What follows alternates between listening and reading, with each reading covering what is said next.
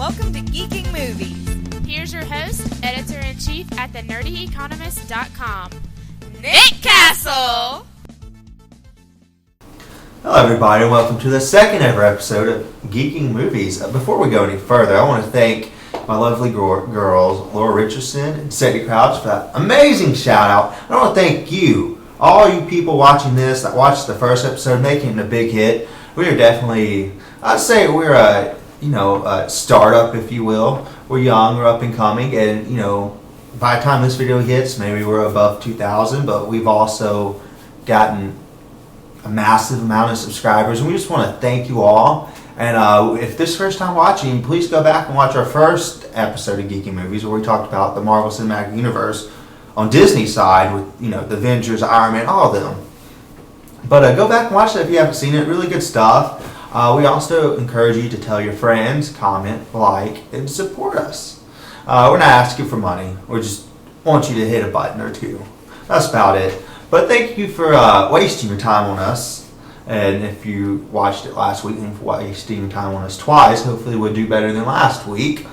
But anyways, if you watched last week, we're in a kind of a series type thing where we are talking about the comic book movie universe, because that's really a big topic in Hollywood today. It's really big. We have comic book movies left and right, spilled over to TV, and it's on an unprecedented high right now.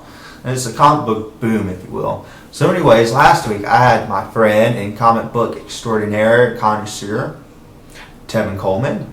We talked about, as I said earlier, Marvel and Disney. And today, Tevin is back. Everybody clap for Tevin. Welcome back to the show, man. Glad to be back. I was telling him how we talked about Marvel last week. Yep. Amazing. We killed it. We brought down the house, did we not? Did alright. We do better. Yeah, we're going to do better this show.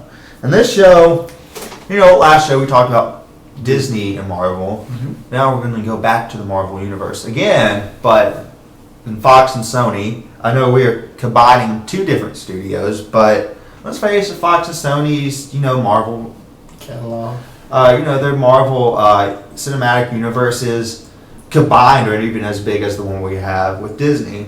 So I think it's appropriate we can combine those two. And also, their cinematic universe is still in its very infant stages right now compared to Disney. I got the groundwork out. We're running since 2007. Yeah, and already working on phase 3. But before we start, let's go ahead and before we get into, the meat of the discussion, let's go ahead and start with Fox. Fox is, of course, they've been producing comic book movies longer than Disney and Sony. So let's start with them. The way this works, we're going to do a look back at what was.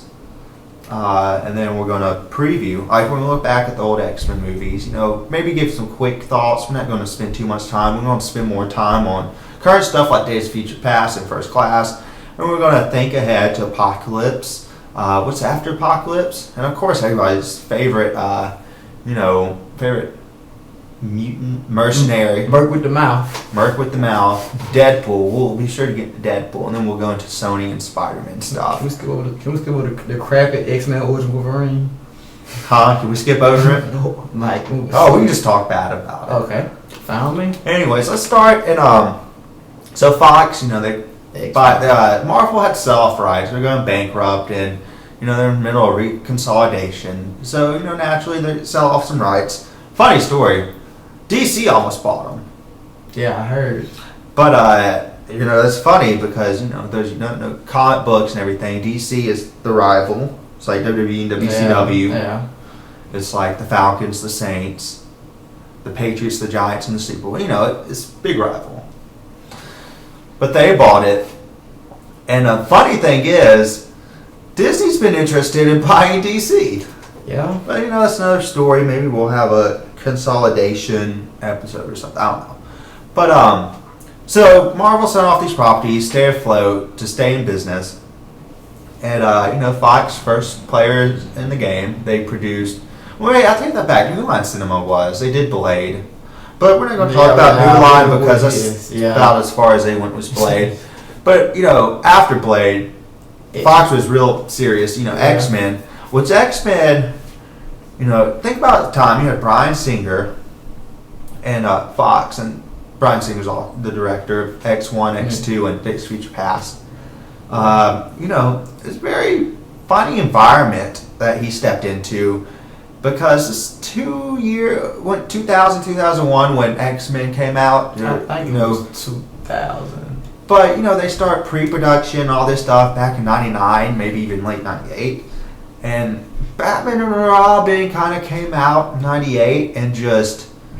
Batman and Robin killed the comic book films for all of, 2 years. Yeah. So, you're in a very...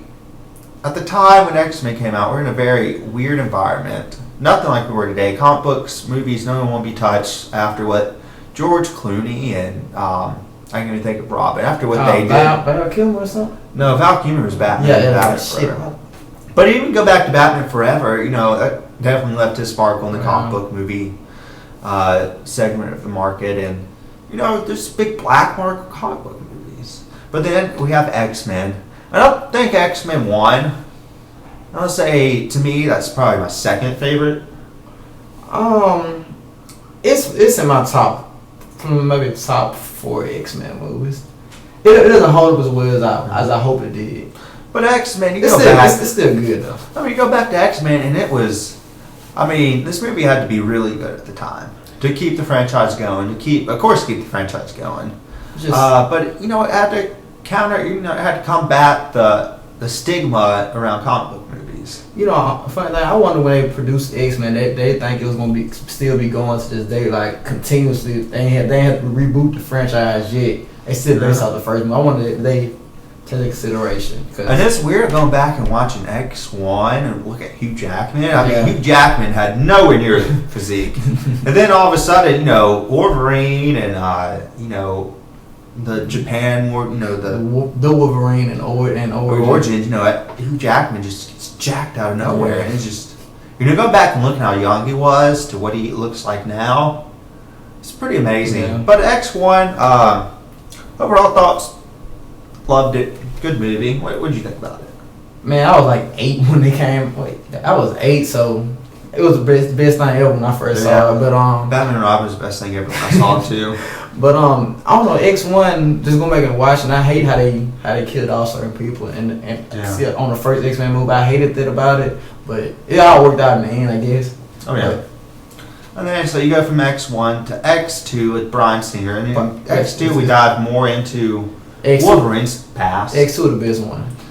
Yeah, I liked X2 too. I liked the first two. This made X2 so much better than the rest of them. Just the opening scene with Nightcrawler is so awesome. Yeah, that's probably one of the better opening scenes that we've gotten. Yeah, so shout out to Nightcrawler. He only on one X-Men movie, and he's a vital X-Men. I never understood that. What about Bishop? What X-Men movie he's been in? What is Bishop made an appearance in Days of Future Past. He was in a split segment on Future Past, but that's it. But Bishop's a big guy. So we go X1, X2, no complaints. X3 was horrible. Bryan Singer, is gone. He's doing other things. What was he doing? I don't know. He's just doing other things. Taking it out.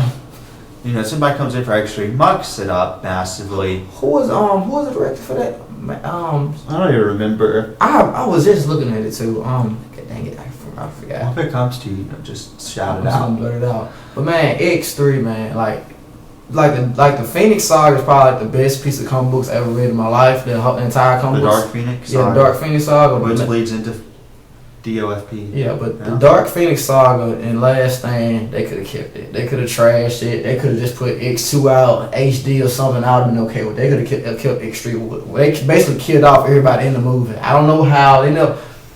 There's so much going on. They never explained how Xavier was still alive. I never understood that. They never did explain it, did they? He didn't come back in the movie. He came back on Days of Future Past. Oh yeah, but they never explained why he was there. And there's definitely we'll get to Days of Future Past. Then we go into Wolverine Origins. Sucks. Could have kept that. There's really not much to say. And now we're at the point in time where we have a... Wait. Don't forget, the only good part about X-Men, well, I guess they say the good part about X-Men was Wolverine. It was Ryan Reynolds. Right, Deadpool. Until, they did some funky stuff with them, turn them into Weapon X. Turn to Cyclops, Nightcrawler, Wolverine, all that. I didn't like what they did to him. Nah. But, Origins sucked. And then, now you're in this period like, wow, the last, 2 X-Men movies, not only did they just suck, they were colossal sucks. I mean, how many sucks can you give it? 100? 200 million? I mean, for every follower Justin Bieber has on Twitter is a suck for both those movies. It's a lot of sucks. And see, the thing is about that movie, like they had to rush them out because, like I told you earlier, like the whole thing with Marvel and Fox, right? They have to produce a movie every 3 or 4 years. I get confused if they don't produce their movie and or start production. If they don't have it out by then with production by then, the rights revert back to Disney now. So. And even though these movies, the last 2 just suck, they're still raking in, bukus of money for studio execs. Side note, X-Men Origins sucks. X-Men Origins Wolverine sucks so bad. I bought off a bootlegger before it came out. I know which movie they saw. I kid you not. I had the full DVD quality DVD. Like it leaked everywhere before it came out. Yeah. And I watched it then. I was like, yeah, I'm so happy I ain't go see this movie. Waste your money. And then so now you're at a point where the last 2 movies sucks. And then going into then they announced First Class, where they go back into the 60s, and they're going to do the First Class of Xavier's School for the Gifted, which a lot of people were skeptical. I personally thought First Class was gonna suck. I thought First Class was gonna suck. I thought it was gonna suck. But we get into it, and First Class was. The more I watch it, after I saw it, I was like, this is the best X-Men movie there is. But then, as time went on, my opinion started to change. I still like it, but the more I watch it, the more. I'll put First Class as like number 3 for me. Okay, Jennifer Lawrence or her upstart. I don't like Jennifer Lawrence. She's big now. It's because of her that the Hunger Games 2 came out before Days of Future Past, but that's another day for another subject. Yeah. So then after First Class, we have probably the most, the X-Men timeline. It's all jacked up. It's all jacked up. I mean, just by far. It's complicated. Like, it doesn't even make sense. It's like Metal Gear Solid if you guys ever played it. It's just like that timeline. It's go from the present, past, middle. Not that, but there's big gaps and there's holes that doesn't make sense. They go to as far like the end of or the end of First Class. Yeah, like I don't understand. No, man, I was confused. I tried to make wind of everything that was going on. I tried my best. I really did. What was my grievance with the end of Future Past? It was something that had to do with Xavier, Professor X, my whole thing, and the end of Wolverine. Yeah, like the timelines. And then they don't match up at all. And then the end of Last Stand was what Magneto, the chess piece. Was that the end of yeah. Then what was the after credit scene for First Class? Did they have one? I don't really remember. They made it. They might have. Maybe been something small, something stupid. Probably something related to Wolverine. I don't know. Anyways, go back, watch the watch them, and then you'll see the jumbled up timeline that just makes sense. Anyways, after First Class, you're going out feeling pretty good, and then Days of Future Past. Nope, you forgot one. Got Wolverine. Oh, the other Wolverine movie. the better Wolverine movie. Trust me, it was better. Yeah, it was. I liked the opposite of the end. What I hated how to do the Silver Samurai. I hated that. That looked too cartoony to me. They could have kept it. But and the part when Wolverine is going into the castle, or whatever, and he has like 50 arrows in him, and he's still like, come on, man, really? Like, okay, the Wolverine, it was bad. Like, it was good out to Act 3. That's when it fell out. But like the beginning, the middle part movies. Yeah, the first 2 acts were good. Act 3 just. It went cartoony and dropped the ball, but it was very superb though. Hey, side note: the villain on the chick on Wolverine, what was her name? I can't remember. It wasn't Vite? It wasn't Vite. What was her name? Was Vite? No. What was her name? No, it was she was a lizard. Yeah, I know, but I feel like she had a name that doesn't match her. I don't remember. Billy didn't make sense. I didn't think she made sense at all in the movie. Just want to Google it, whatever. Yeah. Anyway, so then after Wolverine, which I still thought was a disappointment. I mean, it was better than the first Wolverine, but I was like, come on, man, this movie sucked too. We had After credit scene was an after credit scene that teased Days of Future Past, of course. and surprise, Xavier's alive. Don't know why still, don't but know he's how alive. Professor X is. That's another grievance. Professor X is alive somehow, some way. Maybe you can't kill a psychic. I don't know. Maybe But he's still alive, and so going into Days of Future Past, I was like, there's too many X-Men in it because they had all the people from the original trilogy. It. I was excited for Future Past. When they first announced from the jump, I was excited. I was about to piss myself. I was so excited. I mean, I was kind of mad because, Days of Future Past comes right after Dark Phoenix saga in the comics back in the early 90s, late 80s, something like that.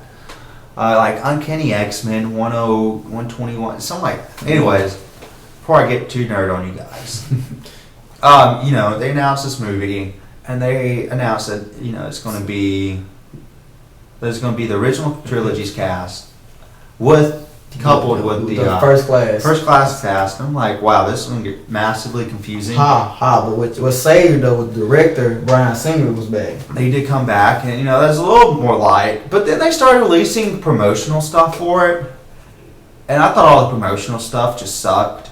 I thought the trailer though, when the first trailer dropped, I watched it 8 times in a row, got goosebumps all 8 times. The trailer came out last December? Yeah, trailer's probably one of the best trailers I've seen. I'm gonna watch it on Instagram. That's the clip on Instagram over and over again until the actual trailer came out. But the trailer was good, but everything else came out just sucked. I know they ran like a 28-page variety, there's like 28 different variety covers. Then they're doing something about the whole Sentinel. They were doing something about Sentinel leaks and everything. I don't know. But I was not getting my hopes up because I saw X3. I didn't like Wolverine. I thought First Class was alright, and I just hated Origins and X3. I had my hopes sky high. I didn't get my hopes up too much, but boy, in a summer of comic book movies with Captain America and Guardians of the Galaxy, I mean, those are 2 great movies. This movie is just as good, if not better. Yeah, I think the way it did the whole timeline, like, you can legit just watch Days of Future Past and understand that it's like, it's a prequel, sequel, reboot, all into one. It was directed amazingly, like. It was a slick how they did it. The way they did it was at the end of the movie. I don't want to spoil it too much because it's still in theaters. Out in you can go to like $2 theater or something. But plus you can you can buy it digitally, but and the movie I also like how it was basically like the original case was basically like a Victor left film. Like they did their due. It's time to move on. I really liked how they did. I kind of like. So they may come back for Apocalypse. Man, from when I realized Apocalypse is going to take place only in the 70s, but I might be wrong. I don't know. That would make sense. It'll make a lot of sense because the first class cast is they're pretty high right now, especially with Jennifer Lawrence. But my favorite thing that this movie did was that it erased all the plot holes in the timeline. We now don't need to know how Professor X is still alive or anything. It's just erased it all. Not to go into too much spoilers, but I guess it kind of spoiled. Spoiler alert: the good guys win at the end. Also, there's one small problem I found in that movie. How Stryker, General from X2, how is he such a young man when he first met up with Wolverine? I feel like he should have been older in Days of Future Past. You know what I'm talking about, right? Yeah, but that's all wiped out. Wolverine's wiped out. No, not X-Men Origins not wiped out. Yeah, the whole timeline's wiped out. How's that? I thought that took place like because they resetted it at the end of Days of Future Past. Everything's resetted. I feel like they said. I feel like Origins not resetted though. You might be right, but he shouldn't still be that young though. He should be older. A little older. He should be a little older. But they were definitely everything's kind of resetted. But also, so they do a good job of fixing their faults, which I thought was amazingly slick. So now after Days of Future, but in Days of Future Past in the comics, who is it? Was it Kitty that goes back? Yeah. Or was it Bishop? It was Shadowcat. Not Bishop. I think he went back with her, but Shadowcat. Yeah. He was the main. She was the main protagonist, and Yeah. because her phase in the building, she can phase with no problem. But you gotta, and you have Wolverine, especially how he's by far the most popular. I know in the comic books he's not the leader. The leader is Cyclops / Professor X, but he's by far the most popular. I think Hugh Jackman's rendition of him for the last 15 years. Just think about it. He's been playing the same character for 15 years. That's a lot. Playing pretty good too. It's getting better. Each movie Yeah. is better than the last. Every performance, some movies are worse than the movie. Some movies suck, but his performance. Yeah, his performance is getting better every movie is Wolverine. It's going to suck when he goes, but of course you're going to have him go back because he is, the focal point. Yeah. But now we have this interesting issue. Apocalypse. Oh, Apocalypse. Are you pumped for Apocalypse 2016? May? What's May? May 2016? I don't know. Maybe April 2016. I just know that Alpha and Omega mutants come to theaters near you, and I'm really excited about Apocalypse. What do you look forward to the most? What you mean, like? For Apocalypse. What I'm looking forward to about it? Yeah. I don't know. I'm kind of looking forward, like, what they said they're gonna use Quicksilver more in the movie, and they're also said they're gonna actually recast Storm and Cyclops in Apocalypse. Younger versions. Yeah, so this might be the way of, like, they're gonna probably be the current X-Men now. I'm curious, like, who gonna take them out. Yeah. And I'm kind of curious how they're gonna do it in the '70s too. Like, what is, like, how the Apocalypse gonna, like, roll into this whole timeline. Yeah. I'm definitely pumped for Apocalypse. I don't really know what to think about it yet. I really don't like the way, if you watch any cartoons or read the comics, I don't like the way Apocalypse talks. I hate on small. He's definitely high on himself. But they make him like bulky and huge and everything, like he's basically a machine or whatnot. And I want him kind of humanized, to be honest with you. You can't humanize Apocalypse. He's the oldest mutant. You can't humanize, but like make him more grounded, but not grounded at the same time. Like he don't even like a big freaking machine, freak mutant thingy. So I'm saying. Yeah. I saw it was on something. I saw he basically like a sentinel on some certain mediums or whatnot. That's why I don't want that. But there's Apocalypse. But I think what's that? Is new Wolverine movie gonna be before or after Apocalypse? You talking Wolverine 3? Yeah. That's the last one. I think this may be. It's Jackman. We got Hugh Jackman, 2 more movies. That's about it. I think it's gonna. So maybe Wolverine gets beheaded.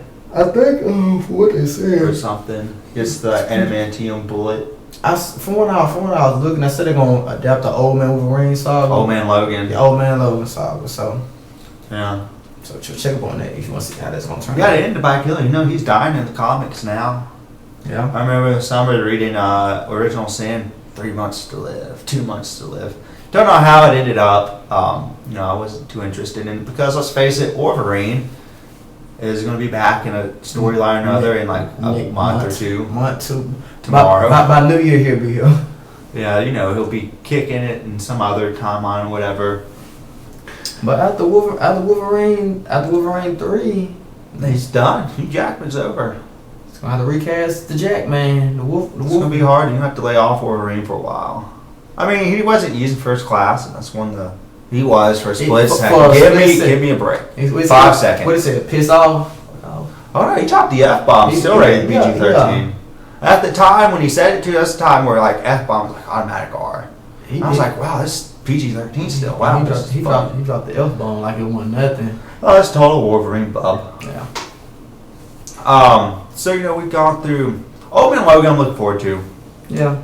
It's gonna suck when Hugh Jackman takes his final bow as Wolverine. He's done such an amazing job, but all good things must end. By the time Old Man Logan comes around, it's going to be 17, 18, 19 years as the same character. It's a long time. It's going to be a sad day. Also, so anyways, we just looked at, we breezed through X-Men and Fox. Wait. Fox also owns Fantastic Four. And there's really not much to be said here. I can summarize the 2 Fantastic Four movies for you. They suck. Don't watch them. Burn them. They have no significant meaning. So we shouldn't even talk about those first. We should talk about the reboot more than anything that's coming out next year, if I'm not mistaken. Shooting New Orleans right now. It's coming out next year. And you already know Fox is, it's all a business. So somehow Fox is going to intertwine the Fantastic start Four. their own universe. Yeah, with Fantastic Four and X-Men. So maybe they'll play part in Apocalypse. Yeah, that'll be interesting. But see, but if you want to see, on the side note, if you want to see Captain America give an early performance in his career, he is Johnny Storm, aka the Human Torch in Fantastic Four 1 and 2. I always thought like it's gonna be interesting how Fox intertwine the Fantastic Four and the X-Men, because face it, if you intertwine those universes, basically the Fantastic Four are just mutants. Yeah. And they're not basically independent. So it's gonna be interesting how they somehow make them work together and not let them lose their identity. Fantastic Four, my biggest grievance is that, and this is like the baby fan, it's like the teenage Fantastic Four. I don't understand why they made them so young. I don't either, and coming into Fantastic Four, my expectations are going to be dirt low because the first 2 suck. You also have the fact that Sue Storm and Johnny Storm, you see what I did there? I mentioned 2 people with the same last name. They must be related. Well, they are related, just adopted. They must be related. One of them's white, the other one's black.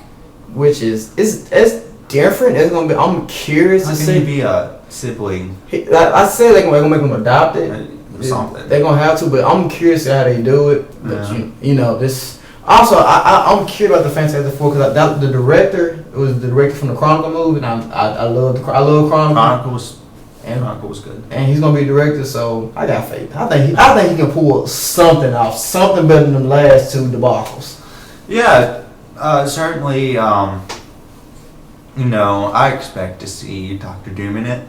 I mean, they better show Dr. Doom. That's their main bad guy. That's the They main better by far. They better use Dr. Doom because They better use him right. Because Disney want them, they can't use them. And it's interesting that there's this gray area.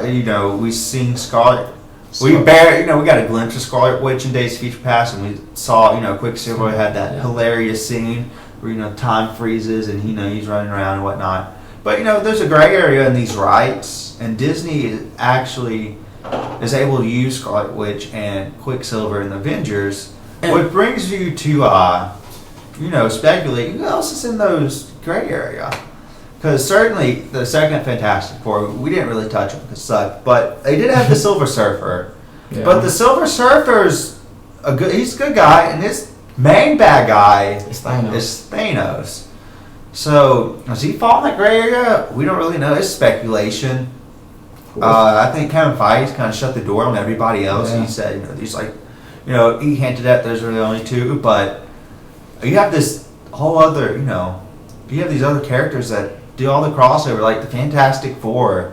Of course they're not going to let the Fantastic Four be in the Avengers. Of course they're not going to let Wolverine. Wolverine would be the ultimate gray area character. He is the definition of gray area, like definition of the word gray as far as like crossover. But Fox, and rightfully so, they're not going to put him in the gray area. They're going with the exclusive rights to him because he's definitely a money machine. I mean, I was wearing my Wolverine shirt today just to illustrate that point. Couldn't wear it because it's blue and,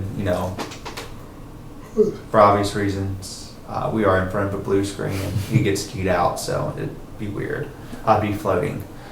But, Wolverine, not Wolverine, but Silver Surfer seems like an interesting gray area character that could have something to do. They could make an appearance, conceivably Thanos eventually gets his own movie. I don't know. But you think about it though, this case then Spider-Man's a gray area character too. Yeah, but I'm not gonna lie. Yeah. But Silver Surfer doesn't mean anything to Fantastic Four or X-Men. He really means more to Thanos and whatnot. But it would be interesting to see if he ever pops up in the Disney side. I think he may. I think this is me speculating. I think he is in the gray area with Scarlet Witch and not Black Widow, but Scarlet Witch and Quicksilver. I think he's totally in the gray area, but we'll see. I feel like Galactus. Oh shit. Galactus. There you go. It's fixing the gray area. It's fixing the gray area also. Because I mean, he's a big fixture in Fantastic Four. Yeah, but I could see him being more exclusive to Fantastic He's a Four. planet eater, man. Like when he come, the whole world must unite to fight. Yeah. But I could see him being more exclusive to the FF than Silver Surfer. But not really looking forward. What it all boils down to when we talk about the new Fantastic Fours, I'm not looking forward to it. I hope I'm wrong. I hope it's good. But, gut feeling, it's going to suck. And I really hope if it does suck, that Fox scrapes any integration plans with the X-Men, which they won't. They ought to announce a slate of like untitled films coming out, and that I think one of them says an event film, so I'm gonna mark that down as the crossover movement. Yeah. Well, it's inevitable. It's inevitably gonna happen. Marvel, Disney's done a fantastic job, and what it all boils down to, Disney has made the grain. Billions. Johnny Football here. This is Disney when it comes to Marvel. Oh. And eventually it's going to be Fox. But, one other thing Fox has. Came into the news last week, 2 weeks ago, something like that. Recently, it was finally confirmed we are getting a Deadpool movie. Did you ever see I had the privilege of being at Comic-Con this past summer, and I got to see the Deadpool footage. I don't know if many of you have. I don't know if you have. But it looked really CGI. But Ryan Reynolds voicing Deadpool was amazing. And with Days of Future Past, you can have Deadpool in it. Yeah. Yeah, I feel like they're gonna make Deadpool. They're gonna make him his own movie. They'll probably. I think they keep him separate. You know what? I would be surprised if somehow they have Deadpool with the X-Force, like somehow interacting, because the X-Force is actually a darker tone X-Man, so somehow they're gonna make those two coexist. I think they'll probably keep Deadpool completely separate. And they actually already announced the X-Force movie something too. Yeah, they've announced that for a while. Yeah, but I think Deadpool stays kind of on his own, especially if he's drawing numbers on his own, which he's by far. I don't really get this. This is a Boba Fett syndrome for me. For some reason, he's just massively popular. And I don't know if it's because he's hilarious in the comic books or he breaks the fourth wall. For those who don't know the fourth wall, it's when he breaks character and he starts talking to the audience. And see, he came very, very popular out of nowhere, just out of the blue. I do have a Deadloop shirt. I had the Deadpool video game. It wasn't any good, but it was he's freaking hilarious. So especially Ryan Reynolds, perfect fit for Deadpool. Perfect. I mean, he's like Hugh Jackman, Wolverine. Perfect. And see, the thing is, Ryan Reynolds hasn't signed on to Deadpool movie yet, but they're Fox and Ryan, they're both like very both say they want each other to do this movie. So it all comes down to money. It's gonna happen though. I mean, though the Green Lantern sucked, it made money. But the Green Lantern, that's another discussion for another day. Next week, actually, and a quick little plug, we are shooting our DC. Next week, our DC show will be up.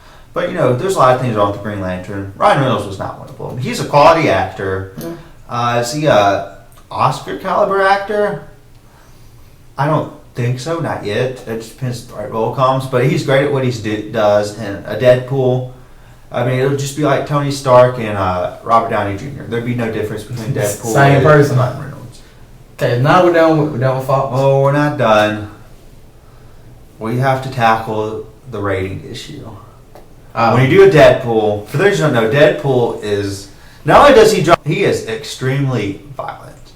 To do a good Deadpool movie, one would suggest, if you want to stay true to comics, which, let's go and face it, the most truest thing to a comic book movie, the most truest movie to a comic book I've ever seen is Dark Knight Returns, the animated movie. Yeah. And year one, those were, extremely true. But, they also had the writer of the comic book directed. But let's go and face it, they don't stay true at all. Days of Future Past was, The Swiss thought that Wolverine and Kitty, so. Yeah. And then some other, they took several of their liberties in Days of Future Past. In the Dark Phoenix saga, they didn't go with it at all. They just made up They're gonna how do Age of Ultron just make up their own thing. Yeah, but you know, these studios don't have this track record of sticking good to comic books. You know, staying true to the source material for good reason. It works in the comic books. Doesn't really necessarily mean it's going to translate onto the big screen. So there's other considerations too.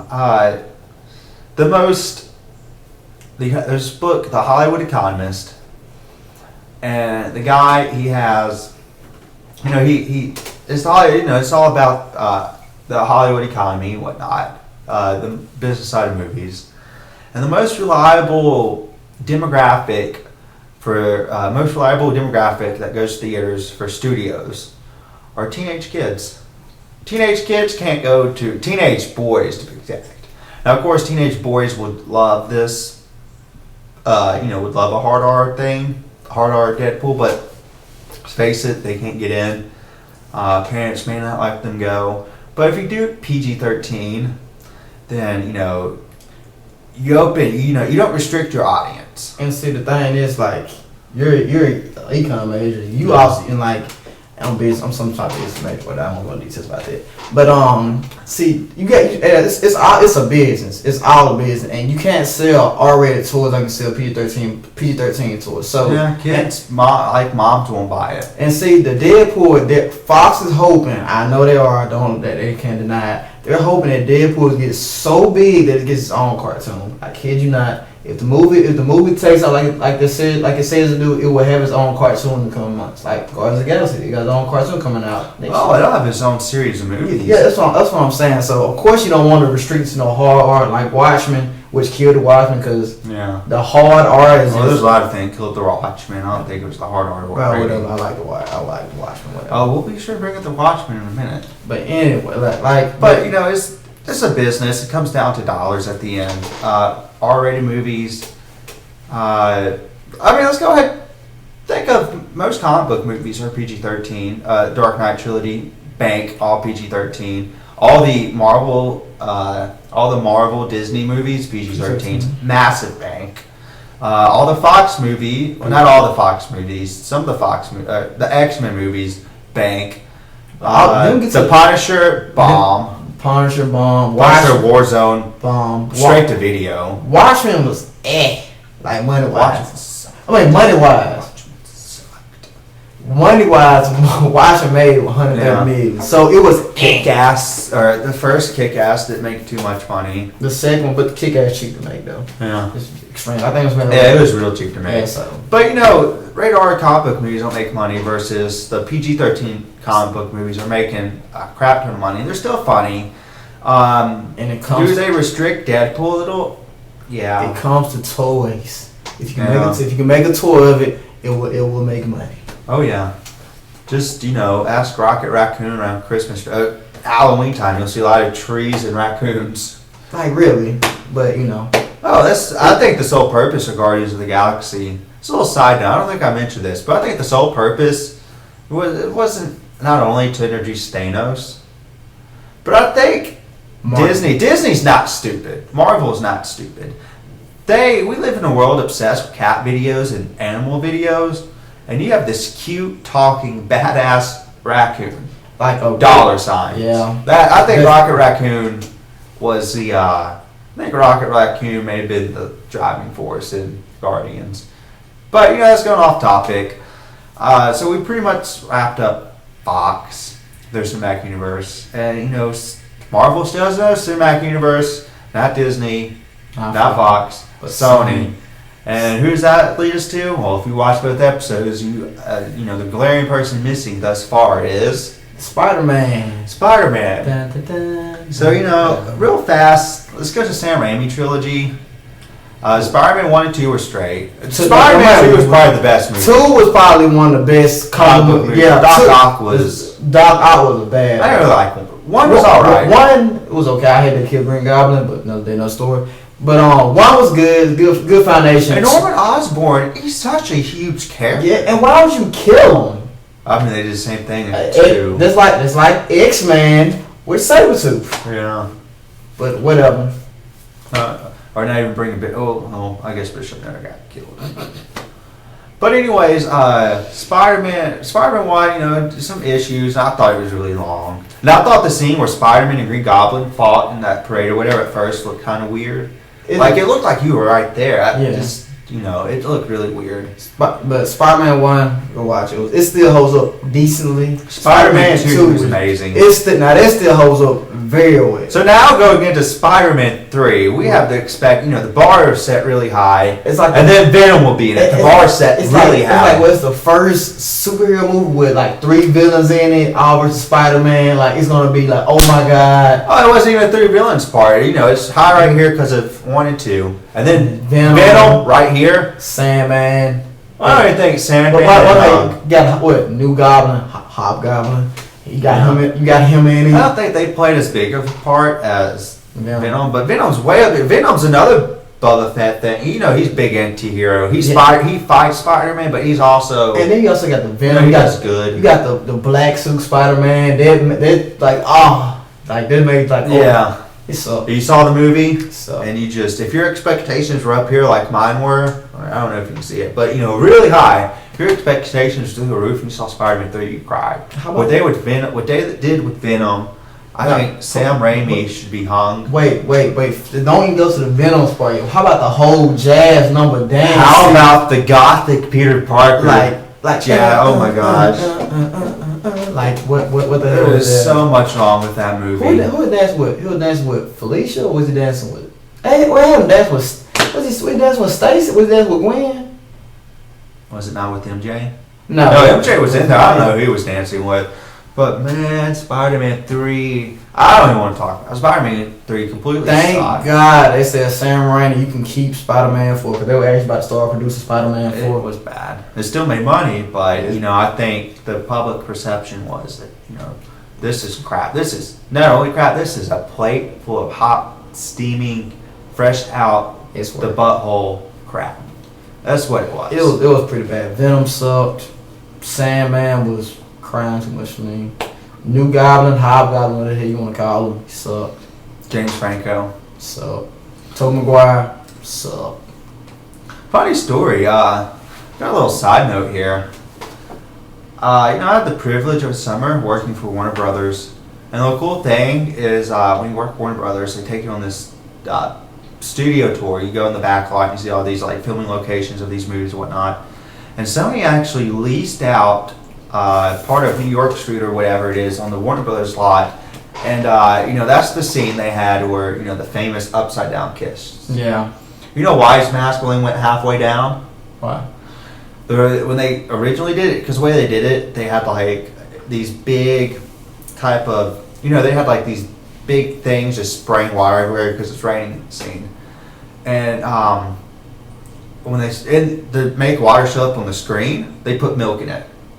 So, they're doing the kiss, and Peter Parker or Tobey Maguire can't even breathe, and he's choking and whatnot. So they had to put they put gauze in his nose to keep him from drowning. So that's why she can only get the mask half off or whatever.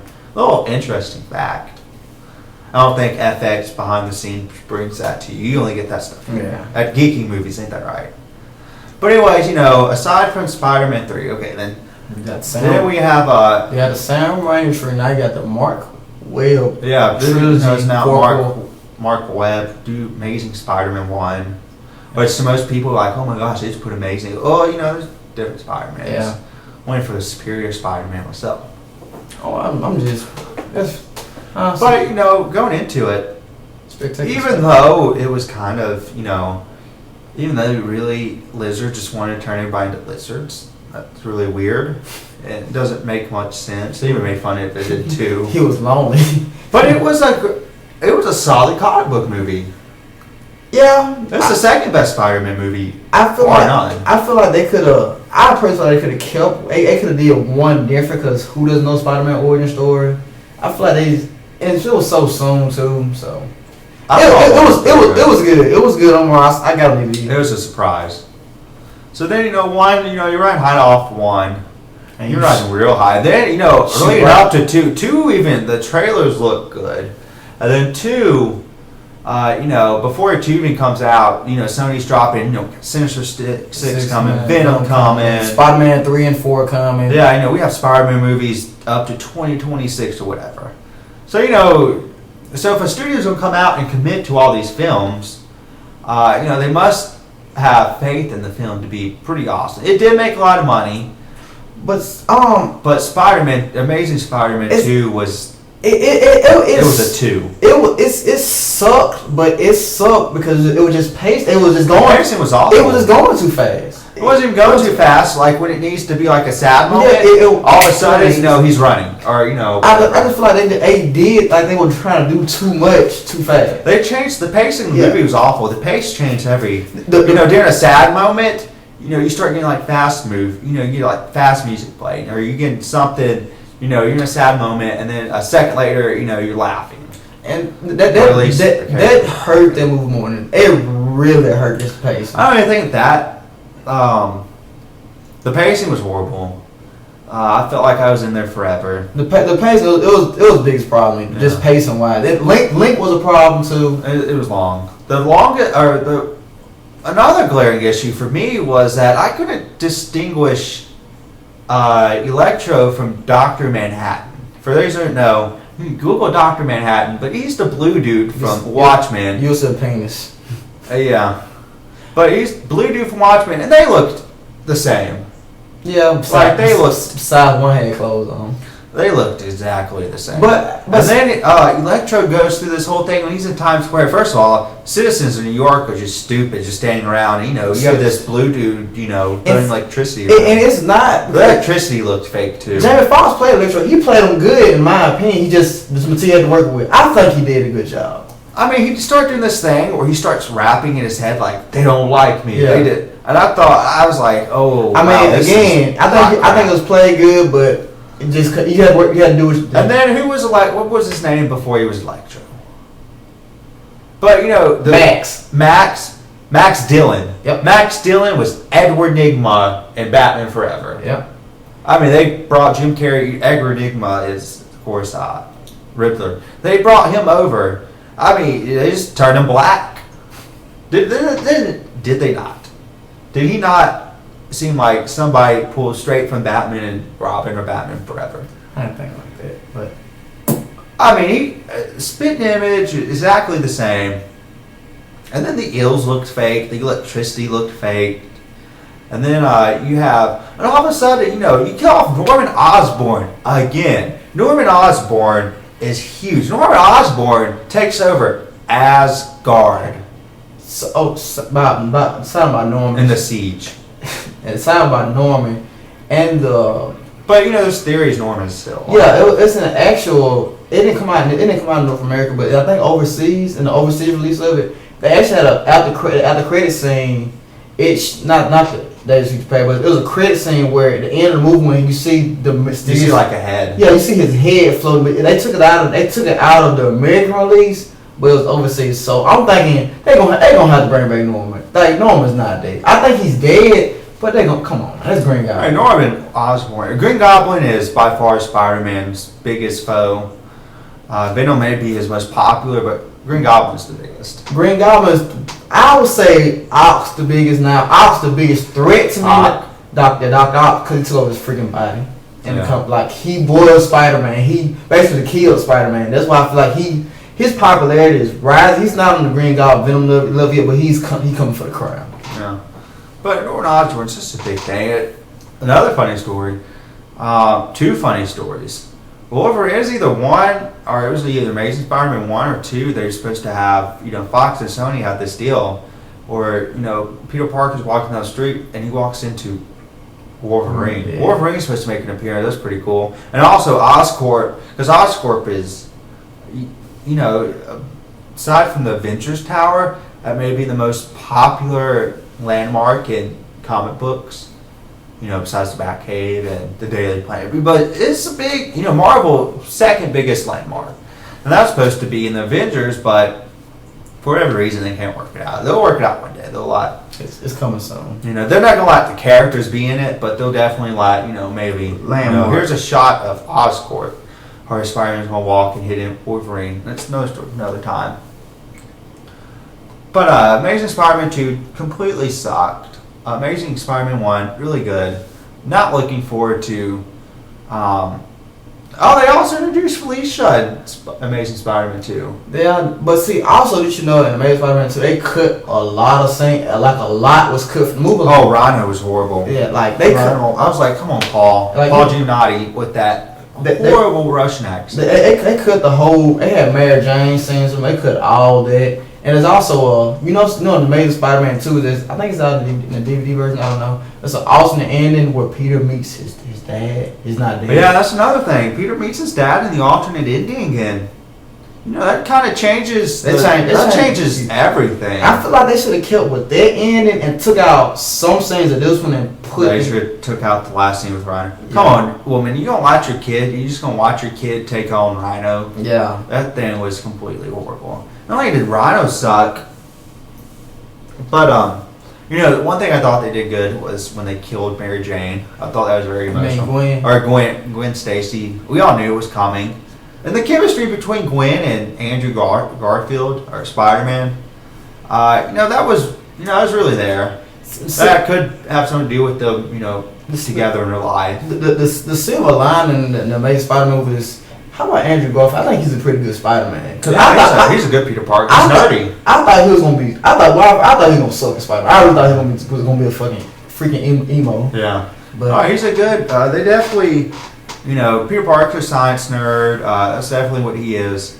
But the chemistry between him and Gwen Stacy was really there, and when he died was really there. And I thought what they did beautifully is like 30 seconds of him mourning. That was just. That's all they took. 30 seconds. I thought it was 20 seconds. Or, maybe not even that. Maybe 10. But, the amount of time they did to effectively show that, this guy's really hung up. Again, a lot was cut out from the movie. It was, you can tell it was rushed. Speaking of it being rushed, thank God they pushed Amazing Spider-Man 3 back 2 extra years. So hopefully we see a better movie. So that being said, what do you give Amazing Spider-Man out of 10? 10 being the highest. Amazing Spider-Man 1? 2. Not a 10 and not a 1. I would give it a 5. You didn't meet in the middle? Meet me in the middle, man. I'd give it a 1. That movie was horrible. Despite the 2 good things I said about that movie, that whole movie sucked, trash. It was trash. If you haven't seen it, viewer discretion is advised because it's that bad. I'm biased. Spider-Man, Batman, my top 2 superheroes. I'm biased. So. Well, my top 2 superheroes are Batman and Venom. Anti-heroes, both of them. Anyways, so a big part leading into Amazing Spider-Man 2 that we were getting, part of the trailer show, like Doc Ock's arms, the Goblin's thing, the Goblin glider, Vulture wings. I don't remember, but but going into it, what we're getting at is the Sinister Six. It was announced that they're getting a Sinister Six, a Venom, and Black Cat movie. It's not Black Cat. It's not Black Cat. They just announced it too. It's gonna be. It's Felicia though. It's not. It ain't say it's gonna be based off Felicia. They just say it's gonna be some woman in the Spider-Man universe gonna have her own movie. Yeah. Which leads you to think it might be the Spider-Woman chick, but I think it'll be Black Cat. I think it's going to be Black Cat. Yeah. They introduce Felicia. They can't introduce a new character out the blue. So I think Felicia. We noticed, but how many other people know? Oh, Felicia. Yeah. Like Captain America: Winter Soldier, Agent 23, Sharon. Yeah. Who all stood up and said, "Oh my gosh, she kills Captain America." Yeah. Spoiler alert. And it's not. She don't kill him in the movie. So anyway. Yeah, not in the movies, but future spoiler alert maybe. But she was under mind control. She was his girlfriend. But they were together. They announced the Sinister Six, Spider-Woman, Spider Chick universe movie. Yeah. Venom. So when they announced this, Venom, I think Venom's long overdue for his own movie. Venom's by far, I think he may even, I don't think he exceeds the popularity of Spider-Man, but he's right up there. Those who don't know Eddie Brock or whatever the other guy name is, he's an anti-hero. He hates Spider-Man. They're enemies. But at the same time, he doesn't want harm to come to others. And I'm excited about the Venom movie. I don't know if you read this, but they're going to try to introduce Jim Carrey's Carnage. Yes! Yeah. That's why I've been waiting to see Carnage on film for a long time. Hey, did you ever play on the Super Nintendo Spider-Man Maximum? Yes! I got it with the red minimum card. With the red cartridge. Cartridge. Yeah. Like that game was amazing to me. It was. When you switch between Spider-Man and Venom is just old pal, freaking Spider-Man is little. But so let's stick with Venom. Talk about Carnage, man. You can't. I love Carnage. Carnage brings in a Deadpool aspect. Carnage is everything wrong. Carnage is Venom to the extreme. He's all evil. He's nothing. He brings in the Deadpool conundrum. A lot of people want a hard R Deadpool, and a lot of people want a hard R Carnage. Like Carnage, there's nothing kid friendly about. You can't sell Carnage toys. You can't. Carnage is. You're gonna make Carnage.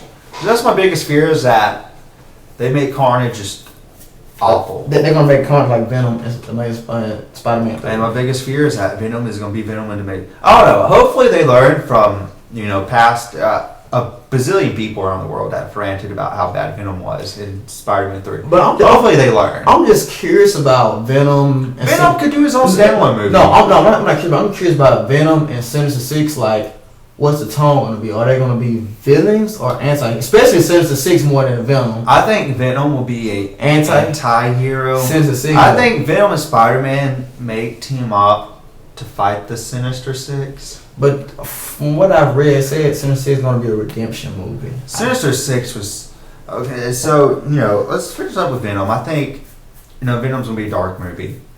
I hope. But you're gonna see anti-hero aspects. You're gonna see him struggling with his hatred for Spider-Man versus him not wanting to hurt other people. I don't think Spider-Man directly shows up. You may see Venom watching something on TV with Spider-Man or whatever. But I think I don't think Spider-Man needs to show up in Venom. I think Venom can stand on his own for sure. Sinister Six. So now we move to Sinister Six, and I don't even know what to think of this movie. You have Sinister Six is like the Avengers of bad guys for Spider-Man. 6 villains. So you have a movie based around villains, and there's been no indication that Spider-Man's gonna be in it, and there's been some indication that he may not be in it. So my question is, how do you have a bad guy team movie with no superhero? Maybe it's gonna be a movie about. But how do you focus a movie around the Sinister Six? Because regardless, Spider-Man is not gonna play a huge part of the movie because it's not Spider-Man Sinister Six. It's the Sinister Six. And see, like I said, it says it's gonna be a redemption movie, but I feel like towards the tail end, they're breaking everybody out of jail. Yeah, and then it's gonna be. Rhino got broken out of jail. And so I feel like towards the end you'll see the clique getting together for Amazing Spider-Man 3 showdown. I don't know. The only thing is I don't get what they're going to do with it. I'm really confused, and maybe it could be cool. Maybe you run the problem of associating with Spider-Man and having people come to it to see Spider-Man and to see Spider-Man a big part of it, which you're not going to have a big part of. But I can see it being a cool little movie about these villains, a little backstory, introduce us to some, Vulture and whatnot. I can see it be kind of cool, but then, that's a long shot. Sony does not have a good track record.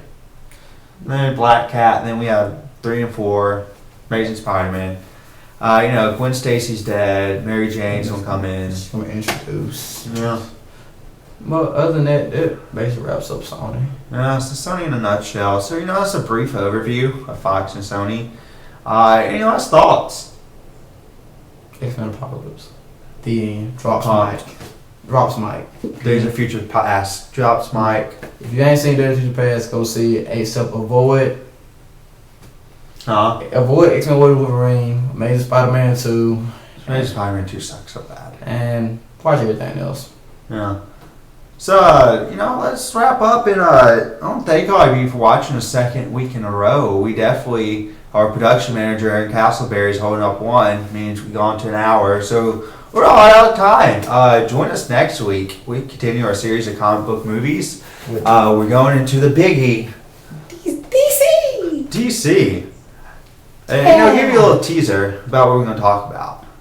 Who I think would make a really good Batman? We're gonna talk about Batman forever. No, Batman and Robin we're talking about. Yeah, what I think? I think Ben Affleck's gonna be a wonderful Batman. Especially the grizzly veteran Batman that portrayed in the Dark Knight Returns. Oh, we'll be sure to hit the animated stuff too. DC's on point with their animated stuff. Kicking Marvel's ass. But do you know who I think would have been a good Batman? So, stay tuned next week. Anyways, I am Nick. You can, as you can see on my little lower third handle name tag thing, where to find me. This is Tevin.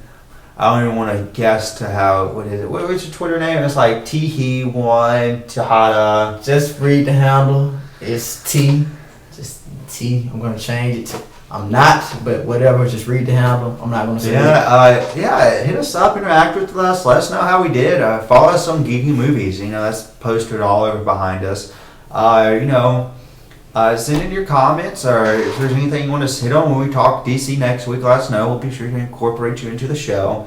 And I want to give a special shout out to Aaron Castleberry. He is our production manager. He's the one that makes it look really cool. Unless you think it looks really bad, then it's all his fault. But, it's pretty cool stuff what he does. I want to thank Tevin for being here 4, 5, 6 weeks in a row. It's going to be awesome. I want to thank myself. I'm giving my speech now. Can you get out my shot?